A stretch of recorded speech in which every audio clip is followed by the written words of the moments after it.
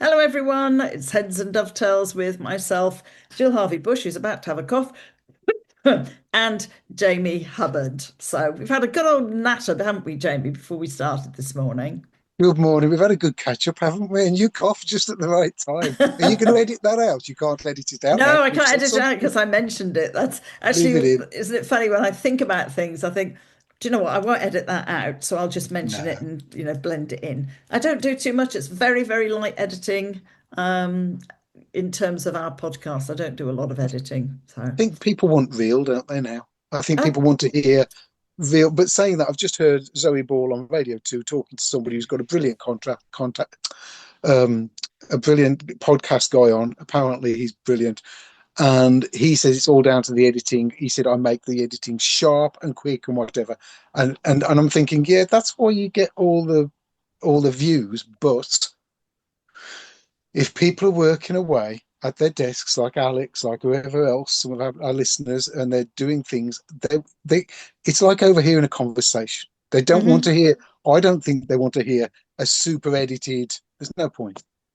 There's No, no. I I agree don't with you. think. I think, we were going to talk about something else, but I think we could start with this, in fact, about authenticity and how I Yeah, think people are coming back to wanting, having done all yeah, the social media stuff and the endless reels and whatever. I'm actually seeing quite a few people now on Instagram because that's the only place I really hang out, if you like, on social media. And I've seen quite a few people saying, I'm not doing reels anymore. I'm just going yeah, back to instant, I'm just going back to the photographs. I spend so much time doing reels, it's too stressful. And I've seen, comment after comment underneath saying, I agree with you, and I've stopped doing it because people want authenticity. I've stopped following channels. I realize when I look, as you know, I self-reflect quite a lot, thinking, what is it about this that I don't like? And I think they've gone way too much into trying to act. And, there was yeah, one man, one guy, and I've mentioned him before, who I used to really enjoy doing up a big old house in Plymouth.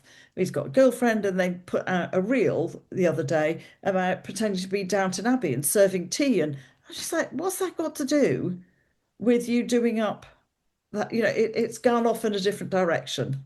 And I'm not into that. I'm quite happy just to have somebody standing in front of the camera. There's yeah, one guy I like. He does come in and come out, but he's not acting, if you know what I mean. I think there is a real push again for authenticity. I want to see the yeah, real people. I want to connect. I want to know what's not AI, if at all yeah. possible. So, no, I agree. I think authenticity is coming back, if it ever went away for a lot of us. But Well, I think. I mean, I said when I started doing YouTube, which I think was how long have we been doing this, Jill? A couple of years oh, a now. couple of years probably now. We're I on. think so. Well, So I'd only been doing YouTube a couple of years, a year or two then. And one of my reasons for doing YouTube wasn't just for the future as an income, which it does help out now. It helped out much better last year than it does this year, but you get out what you put in. So that absolutely. was my fault. Um, but one of the reasons was so that when I pop my clogs and I'm dead and gone, my children, my grandchildren will have something there of what their granddad did, what they and I think you've got to be authentic for that reason, you know, Yes. because if they see say somebody's doing up a house dressing like Downton Abbey, if their grandkids see that, they're going to be. I mean, they might think it's funny, but they might say, well, where do they get paid for this? How do they, oh, he got a proper job doing this. Oh, so they did that bit for fun. And I think it just throws up Well, sort of that's so much that's when you come confusion. back to your influencers, isn't it? And the amount of money. And Ugh. I mean, this Oh, account, he's got huge followings. He's had a book done that sold thousands of copies straight as soon as it was released. And you get sponsorship. I think a lot of the money that, or a lot of the stuff that he's doing, I don't know if it's all, but like wallpaper. And he'll say this is an ad, or his kitchen, well, this is an ad, or the stove, this is an ad. And I just think, well, that's how you're doing it. I don't blame him, don't get me wrong. And all I'm saying is some people love that, but actually, I just want to go back to a bit more authentic, if you know what I yes, mean. I want to see yes. the warts and all in some ways. So, anyway, Here I we don't know are, if that's warts just and me. all. Yes, warts and as I Here said, we the are, only warts time and I edit is if there is a long pause. And which that's I when used to I be sit and great. listen. Yes, you used to be I used great to be at that. brilliant at that. I excelled. I was way better than you, way better than you at Well, I've those. had a lot more training having done a load of media stuff, not blow my own trumpet. When you've done TV and when you've done radio interviews, etc., you get used to not having those long pauses.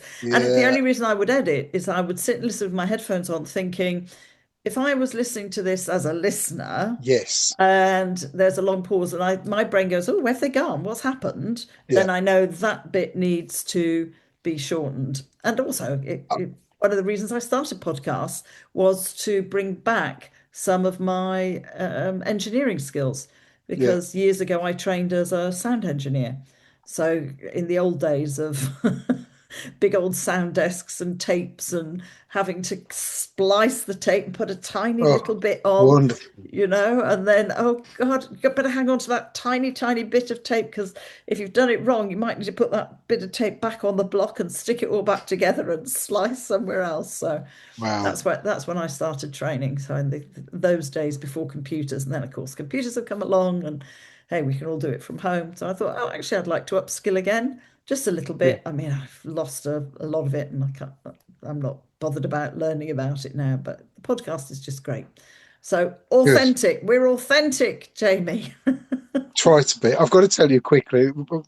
I know we're going off slightly off, but what we're going to talk about. But anyhow, I was I was editing one of my videos a few weeks ago, and I don't know whether I think I've shown you what my page looks like when I'm editing my videos. It's a big page. It has all the clips on, and I was doing that, and I think I was on like the third edit, so I'd done the clips, put them together, and I was just getting so bored. My eyes were closing, and I just thought, hang on. If I'm getting bored, come on. If I'm Yeah. thinking, if I'm, and I was tired, but yeah, I've got to cut some of this out. Just get rid of it because if my eyes are closing, I'm going to lose people here. Yes. It's a And good that, philosophy. yes, it is. And sometimes it's good to do something, go away and come back to it, watch it with fresh Yeah, eyes or read it with fresh yeah. eyes, and that's when I was doing my book and editing it. And I'd come back and read it. No, oh God, how many times do I have to tell them I've been up and down the A3, So I would Ah, edit and cut it out because, yeah, yeah. it gets boring otherwise. So again, being really Right. authentic. What are Right. we talking about today, Jill? Well, Because it's your choice, not me. You've brought this on, well, and I'm this saying was this just in case my family listen and yes, they'll and say, you "Oh, get Dad's on about some." No, yeah. No, you this is me. decided. Thank This you. is me. This is entirely me. About to have a little sustainability moment, if that's what you want to call it. And that's also been brought about because I'm reading a book. I probably mentioned it on several podcasts while I'm going through. I'm reading a book called Less, literally Less, by Patrick Grant. I believe he's one of the presenters on The Sewing Bee. Right. And I he, copy his sewing. I've got his sewing book and I do some of ah, his stitching. That's why my ah. jeans are a bit crazy. Yes. Right. So it's That this Patrick Grant. guy. Yes, Yes. I know him. And he's I written a don't, book called Less. And to be honest, I I'm like about it. just over halfway through now because I only read little bits in coffee when I'm having coffee and because at night I'm so tired my eyes start closing. I've got to that age, sit on the sofa and fall asleep type moments in usually country file or gardener's world, because it's so lovely with nature and everything. Not because I'm bored with the program, but because it's just a nice bit of music and it's nature. And then Clive and I both find ourselves nodding off to it. Anyway, I get in it. his book, it's all about sustainability and he talks about fashion and how things have changed. He goes into a bit of the history of it. It wasn't at all what I was expecting from this book when I started reading it. And he talks about how much stuff now that what we think is good actually isn't, and how we get brainwashed. And he goes right back into where the marketing started, how it happened, how we lost all the cotton mills, and so on and so on, and how that now is all going over to China. I'm praising quite a big book and I haven't finished it yet. And actually, with our manufacturing closing, with everything over here closing, of course, we've got a problem is that so many people are out of work. And that's because we no longer have that internal economy in the UK. No. So all the bits of clothes we're buying, and he goes into the big, these companies called Timu and Shine or whatever, and says everything is manufactured abroad, everything is brought in. Of course, it's all chemical type stuff. And he said, of course, that's not helping our economy, our jobs at all. And it's dirt cheap, and then people throw it away. And there's Yeah. something like, I don't know how many millions, I'd have to go back to the book, of clothing items that are made that never Yeah. get sold or worn, and they just go straight to landfill. Yeah. And part of that came along with regards to nappies. And I saw, funnily enough, is it a coincidence that there was then a post on Instagram about nappies and the belief around nappies, which tied in with the book that I was happened to be reading. So, is my phone listening to me when I talk to Clive? Oh, Possibly. yes. And saying really how we've lost that ability for kids, and we've been brainwashed by big companies to believe that this was the way to go with disposable nappies. And they used to use all the arguments about, well, yes, but the electricity you're using on your washing machine and the washing powder. And I'm going to be honest, and in fact, I have taken a photograph in advance of this podcast when I was at Jackson's because I thought we're going to talk about this at some point. I must admit that when Jackson was born, my son is 32, and so, disposable nappies were definitely around. We got terry nappies, and he was put into terry nappies, which, good old nappisan. So we had his nappy bucket with the lid. Anybody Yeah. old enough might remember them. Nappy bucket with the lid, half a dozen nappies went in there. They got washed and hung on the line. Now, for me, it was great. I didn't mind doing that. Didn't take too long. The only time I suppose we possibly used it is if we were going away overnight or for a weekend. Then I wouldn't take the nappy bucket and nappy sand with me. And people used to laugh. And so Clive and I said, well, it's no problem. We put, if we're going to my mum's for a week for a holiday, we put the bucket and the nappy sand in the boot, and it's great. We just do it down at my mum's. And he was saying how actually, when we look at how many nappies, disposable nappies now, are put straight into landfill, of course, and how long they take to actually degrade, and the chemicals, this is the other point, the chemicals that we are using in those nappies, which are then put very close, of course, to very sensitive parts of the body. And the other side is that children, I swear, children don't know then because it's advertised, isn't it? It draws the moisture away, and they don't know that they've been to the loo. Mm. So, Sensitivity. They lose the sensitivity, sensitivity. they lose any kind of feedback. Well, it's feedback, isn't it? Oh, I'm wet, Yeah. don't like this. Yeah. Jackson was clean and dry at 2, and I remember our health visitor being absolutely gobsmacked that he was clean and dry just before he was 2, and it's now in his little red book. He's clean and dry with an exclamation marks. And I think that's because we also read the signs, and there is some belief as well that we miss those little signs from when they're a baby, that we Mm. don't look for it when they're giving us signals, when they draw their feet up, or when there's a, Yes. a face, particularly when Yes. they've just been fed, that Now that's what actually I. it's nature's, the body's Yes. way of saying, I now need to expel. And we don't do anything. Whereas with Jackson, I mean, not as a tiny, tiny baby, but as soon as he was able to sit, he was put on a potty.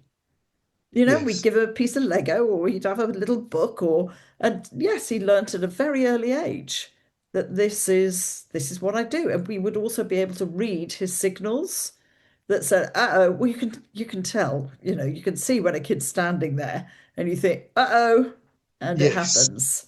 Or they're desperate to go. And I remember a friend saying when her son was out busy playing cricket with us, and I remember her saying to her son, "Do you need to go to the toilet?" And he was like, "No, no, no, I'm fine, mummy, I'm fine." He was about 3 then, and of course, 2 minutes later, he was wet because he didn't want to come in because he was playing cricket. So it's a really interesting. And as he said, marketing has made us believe that this is the best thing for our children. And I think you were saying, and I know others at school saying kids are now going to school and you have pull-ups. These Yeah. things, they've come since Jackson was small, to be honest. So I've seen when I look in the supermarket, I'm just like, how old are these for? And so they don't have at night you put them in these. And I just think, how old? I'm Yeah. absolutely quite shocked. But for me, it's also the sustainability thing. And I know people go, yeah, well, how would we get the nappies dry? Lots of people don't have outside dry. We don't, as I said, we don't possess a dryer. And I used to just hang them on the line, come winter or shine. They'd be outside. Many a time I'd bring them in stiff because they'd frozen. You just have to have enough quantity then, don't you? Correct. And people will argue, well, they're quite expensive to buy. But then I look and think, how much money do people spend Oh yeah. on disposable nappies a month? And the plus is with the terry toweling nappies, I think I threw the last one out from a rag about a year ago when we moved, when I was clearing There you out. go. So it's more than paid for itself. Oh, they've more than paid for themselves. Yeah. Yeah, and to be honest, we couldn't afford back then to buy um, disposable nappies when I went to the supermarket. So we did ask when people were asking what do you want or gave us money when I was pregnant. Well, we'd like a pack of 12 terry nappies, please. Yeah. So I swear that's why. But it's convenience, isn't it? Disposable It's nappy, big convenient. business. It's And big it's business huge business. dragging it out so that they can make more money out of people. I did see so I think we've probably been watching the same videos because I have got a new granddaughter who's 3 weeks old tomorrow. Bless her. Um, I did see a video the other day where they said, and it wasn't connected to nappies. It was more. I don't think it was connected to nappies. It was more about the sensitivity of children. Yeah. It wasn't directed at the nappies, but what it was if you feed a baby 10 seconds after they come off you or you finish with a bottle, after about 10 seconds, Yeah. their body starts doing things. Right. Yes. I think that if that information was out there, that people more information, because I didn't know it was 10 seconds, but maybe I did at some time, but I'm 60, I don't know. Well, I'm nearly 60, I don't Or know now. maybe we didn't time it, Jamie. You were just aware of it when your girls, you're just aware, oh, there's Yeah, movement going yeah. on. There's going to be a happening. But as you say, if there's nappies there that keep them dry or stop them getting wet, so they haven't got the sensitivity, they haven't got the feeling. If the if we know it's 10 seconds after, you could almost have that baby. You could almost just put a towel under it for 10 sec for that bit of time, or a terry towel. You almost wouldn't have to put the blooming nappy on, would you? You No, could by the almost time just you've got wrap. the nappy on, we used to find with Jackson, he'd done it. There you go. So you could just almost do that, gather it up, put it in the bowl, whatever, ready for washing. I just don't think we know that. So the one I saw this morning or yesterday, whenever I saw, I think it was this morning actually, was someone was saying it's a French guy on these videos. I think they're reels or it's on YouTube. I don't know. It's either on YouTube Shorts or Instagram Reels. And basically, this French guy is trying to educate, and you can see he's sort of in a sort of hospital, schooly sort of environment. Um, and he's saying, take the gloves off the baby and let them scratch themselves. Or do what we were told to do, which is if your baby's nails are getting too long, don't use nail cutters. The moms should be just gently nibbling at the nails to keep the nails short. Great. But it's that sensitivity, it's touch. And he said they learn from touching and feeling. And Mm, if we're putting gloves on their hands, if we're putting nappies on that don't give them a feeling, whatever, he said we're what did he say? It's the way he worded it was very good. He said we're just not in touch then. I was like, oh, mm, well done. He's right. If they're not touching and feeling, they're not in touch. mm. And that's what's going wrong. Well, the Mm, other thing, as you say, is, we have all sorts of problems these days. Diseases are going up. Does it start at a much earlier age? I'm just, when your mind or my mind starts to think, is this all the chemicals that we have? And that will go through to the monthly cycle for a woman. Is it all the chemicals that they put in there that's now on very sensitive, as I said earlier, areas of the body? Is that impacting? definitely. And when they're on there for ages, because, the nappies don't get changed as much. Yeah, And people say, oh yes, well, kids used to get nappy rash. Well, not if you put the proper cream on, Sudocrem and whatever, which is what we did each time with Jackson. And yes, he would very quickly let us know when he was wet or, uncomfortable. And yeah. it's the feedback, isn't it, to the brain. And it is. And I think the other thing that's going on, Jill, is everybody hasn't got time now. I You know, know. the governments around the world knew that, and it started as a luxury sort of thing in a way that some women could afford to help pay towards the mortgage, because historically it was Mm. generally it was Hmm. the men that paid the mortgage. Then women got paid, so then they had joint mortgage, and now that's the norm. Yeah. That's the norm. So Yeah. they haven't got time. They probably have. They just don't feel they've got time. They don't make time Well, I presume to that make comes some of down these to, improvements. and there's always another argument. I'm always open to people giving me their other viewpoint that I'm not seeing because I'm not in that job or whatever. But the other point as well is that I suppose when they go to nurseries and they've got 20, 30 kids in the nurseries, then it's easy, isn't it? How would you sort out doing terry toweling nappies for that amount of Blimey. kids in nursery at a really young age? So that's the other side as well. So I always try to think, okay, I'm getting Yeah. on my soapbox. There must be another viewpoint. And that's why I'm always open to people saying, Jill, have you thought of this? Yeah, well, usually they don't say it like that. Usually they go, well, it's all very well for you saying this, but you try working, I don't know, in a nursery and 20 kids and you're having to change. How many nappies is that? How many washing machine loads? And and that's when you kind of go, but somehow we used to do this before. There's always been nurseries, haven't there? There But not so has, many kids. but So maybe, I mean, this is another part of my circle of greed that I go on about. Those people that were in nurseries, look at, they probably got a husband that was bringing in the main money, and they didn't need to mm, bring as much money in. So now those nursery people that look after the children, they need a proper wage because they've got to pay proper bills. So sorry, that's the way of the world now. So yeah. it isn't as cheap. And look at blooming electricity. Look at the price of electricity now. Well, So I've that's, got my solar panels, Jamie. So you're you coming have into well done. But you not go everybody into can do that. no, but you're going into another area about sustainability when we're talking about having Yes. these solar fields. Shouldn't it be law that any new house that's built should have solar panels on Well, it? it's, Yeah, I wouldn't went that? I to, know lots yes, of places do, but I still see lots of new housing estates going up. And then the argument I know from the other side is, but then that's going to make the house even more expensive for people to buy.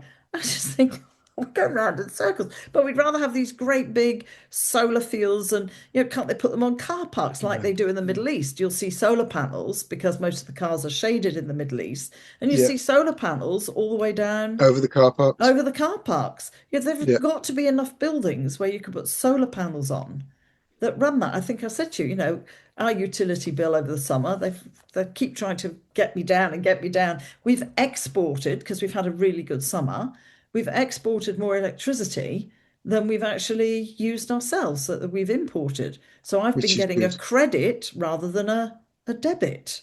Yeah, And it just makes me think, are we not going the wrong way? Shouldn't we be offering people rather than big solar and big companies that if it's possible you could have this done? yeah. It's like today, oh, sunshine, quick, get the washing machine on because it's run on solar. I look on my smart meter and I'm using no electricity. I think the other side is, I mean, I always come back to greed, don't I? Sorry. But I think the other side of it is businesses, businesses used to, were happy to make a business that just runs along. Mm, Now, they go to the golf club, whatever, they do this, they do that. It's about the cars they drive, and that sort of social standing is part of their business, and they're not seen to be doing well if they're not driving, whatever. And it's mm, just, I think there's got to be businesses out there where maybe a lot of the people that run them just think they've got to have plenty of money to show off and whatever. Whereas years ago, I'm going back 50 or 60 years, they only needed enough to ride the storm if something mm, was, and that was it. mm, I remember, so I was told by my mom a few weeks ago, we had a good chat. And my mom lived in this little normal little road, very steep, mm, normal sort of road. And we were discussing, and I am going to start this next year, or maybe soon. I'm going to start recording our little chats, mm, me and my mom, because they're mm, wonderful little chats. And she was telling me about the people in her street. And the people in her street were so and so next door, who was a builder's mate, and he did this and he did that, and he helped with the main boss thing, but he was always the mate. But yet he got his little house and they mm, grew vegetables and whatever. And then there was somebody up the road, who was one of the first people in their street to have a car, Mr. So and so. Always used, my mum was telling me, always wore a trilby and did this and did that. And in the same street. Now Mm. this is different. This is different quality housing. This is almost two up, two down in the middle of the street, going further up the street to The detached better house. houses, Yes. some with maybe with a Yeah. garage Yeah. and Yeah. probably a good view, Yeah. but in the same street, Jill. Yeah. Now we seem to make housing estates of similar sort of thing. I Yes. know they might have a patch of what they call Social affordable, housing. but they're not really affordable. They're just cheaper than the big ones Or they're they might doing. have a big block of flats, but so But where I'm going to is I, I went years. I mean, and this is really how it should be. I went years and years ago, probably 8 to 10 years ago. I went to a Construction UK show at the NEC in Birmingham. George Clark was there. I met George again because we'd done something, mm, and there was a business there making solar tiles for your roof. yes. Right. Now Yes. we You can now get nattered to them. this bike and bloke, and I said, "This is brilliant." I said, because, and he said, "We are losing so much space, 40, 50% on roofs because they're putting solar panels on. Mm, Whereas if they put solar tiles on, they would be able to gain another mm. 40% more from those." And I just thought, this is brilliant. And he says, "Oh, it's rolling out across the UK." This was 8 to 10 years ago. And he said, 8 years ago. And he said, it'll be the norm. And you know Uh, what? Still not seen it. It's still not no, coming they through. they are there, and I am hearing of them. But and talking to builders, etc. And we were looking at the cost is phenomenal to have solar tiles, and that's what it comes down to again. But how serious are we about sustainability and being eco-friendly and all the rest of it when we're looking at spending? But again, it'll be big corporates that will make the money out of it, be the Yeah. big companies. So Yeah. again, it's that should we start smaller and have a good look and what can we do? I have seen there are a couple of housing estates. There was one that we were on the way to the Eden project some last year, I think it was. And Clive and I both commented, oh God, look, a new housing estate going up, and every single house has got Yeah. solar panels on it. Yeah. And you think, fantastic, Yeah. fantastic.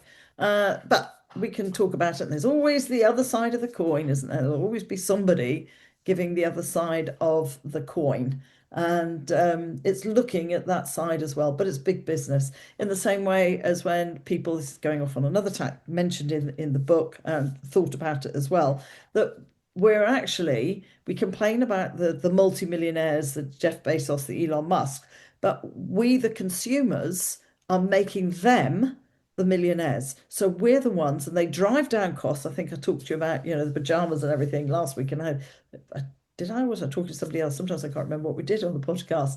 And because we're buying consumers really cheap, and the idea is buy, buy, buy, buy, buy, and make us buy, buy, buy, buy, buy, we're buying it. And of course, the people, because it's cheap, and it's the people at the top who own the companies Yeah. that are pushing it out, and they're the ones that we're making them millionaires basically I by not reusing stuff. We're making them the multi-billionaires at this rate.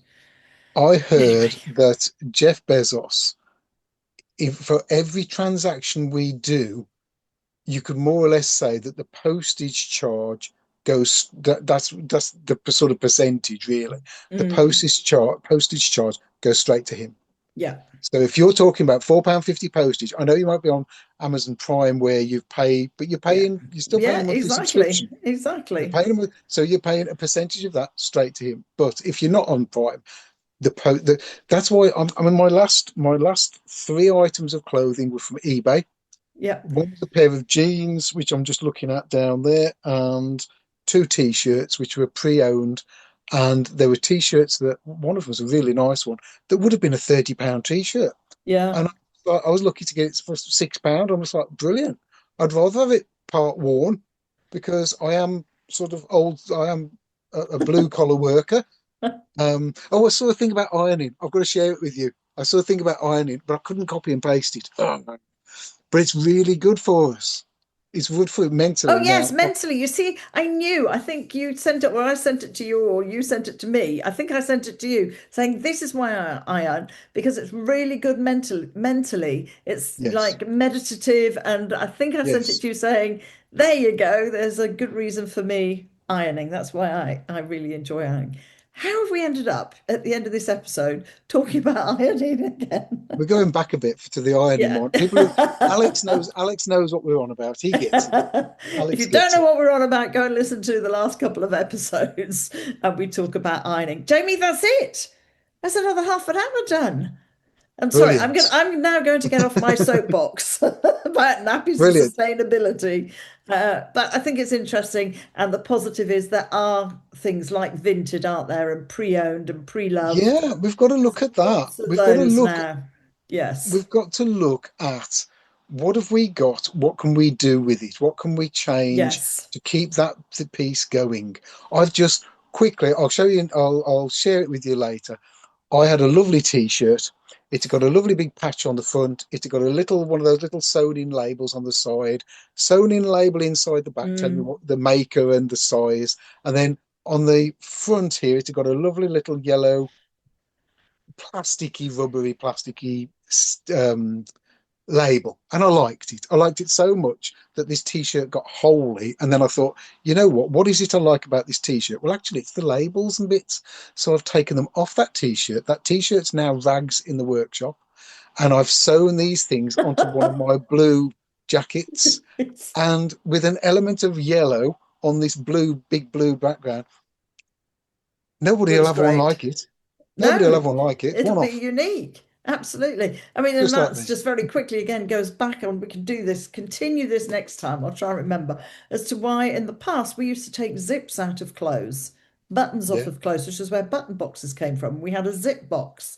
So if we were making our own clothes, there was usually a zip taken out. And I can remember my mum, if you're throwing something away, then we would give them the task, to take the buttons off, string them all together, which I still do to this day, so you know all these buttons belong together, and unpick the zip and keep that as well. I still do But it. I still cut yeah, 3-pin plugs off appliances before they go in the bin but or the problem wherever they is go in. we're going over here, but here we go on the thing. The three pin plugs often come completely molded now, They do. so you can't get at them like you used Do, to. do you know what my trick is there? Cut it off at the other end, keep that whole cable with the plug on it, and then if you want to put it to an apply to something, you've got the whole lead Ooh, already ooh, put in. It's a bit ooh. more electrical. Yeah, I was just going to say, oh, it's a bit more that's all electrical. right. That's for another time, Jamie. We'll It is. continue this. I'll keep going through my book. It's quite depressing, but I'm hoping he's going to finish on a positive. So, thank you to everybody for listening. Thank you to our loyal listeners who listen. Please let us know if you're a loyal listener, and we will give you a shout out.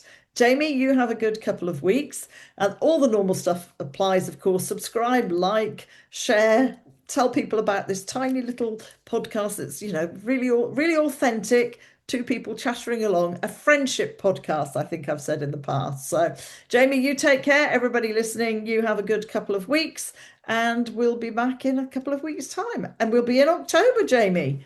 Woo, Oh, where's the well, year there you go. going? All right, you Thank you. take care. Speak soon. Bye. Bye.